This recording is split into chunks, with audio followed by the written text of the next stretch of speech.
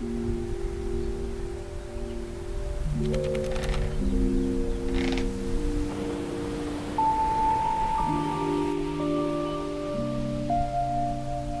afternoon, good evening, or good morning. My name is Lit from Lippicat Photography, and today I'm going to be going over the 5 most common mistakes I see beginner photographers make when they're first starting out. I promise you the quality of your photos are going to change from day to night just by applying these very simple tweaks. A little bit about me: I started Lippicat Photography back in 2018 when I got my first ever camera, Canon Rebel T6. So I learned early on that it's not the equipment that makes the photo, it's mostly just techniques and lighting. And fortunately, over the years, I've been blessed to have a lot of friends also get into photography, and I was fortunate enough they let me show them the ropes. So these are the 5 most common mistakes that I see with beginners.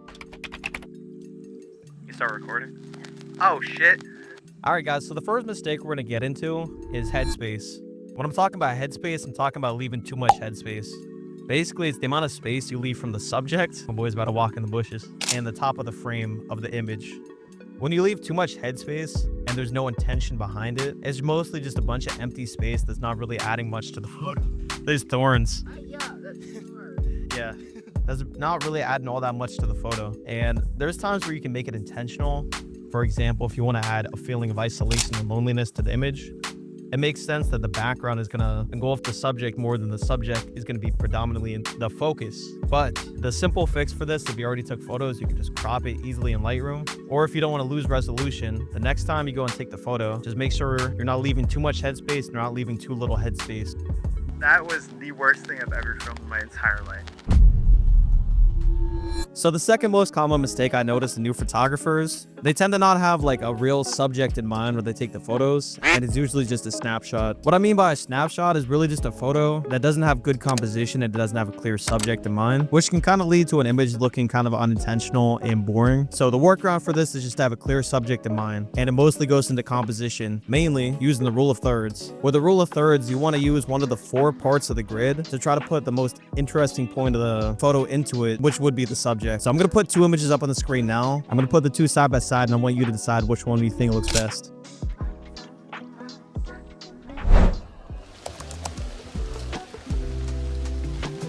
Mistake number 3 that we're going to talk about is lighting. I can get into studio photography, but I'm just going to keep it towards natural lighting. A lot of people usually go out in the afternoon, and it's understandable because a lot of people are usually free around this time, and it's a good time of day to go out in theory. But one of the big issues of shooting midday is mostly just the sun and the effect it has on different shots that you take. For example, with a landscape, you will lose a lot of detail because it's going to be too bright, and there's going to be a lot of highlights that are kind of getting fucked up with it. It's going to be hard to recover a lot of that detail, and it's going to be hard to bring back the exposure and the highlights in Lightroom. The best workaround for this is just to be conscious of what light is doing to your subject and what it's doing to your landscapes. Try to shoot more towards the morning or later in the evening when the sun is setting, or midday if it's kind of cloudy outside like it is today.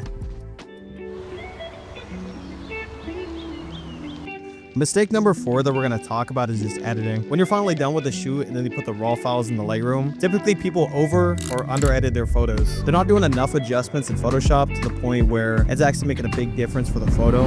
They're not getting the most out of the photo.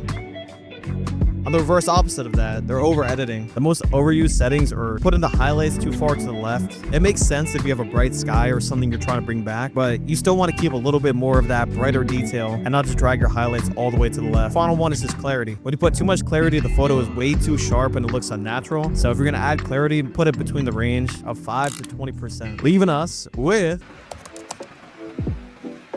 Wrapping up the video here with the last mistake that I noticed people make is just focus. A lot of the times people have what I like to call a near focus, where if you look at it from a distance, it almost looks like it's in focus, but it's not quite in focus.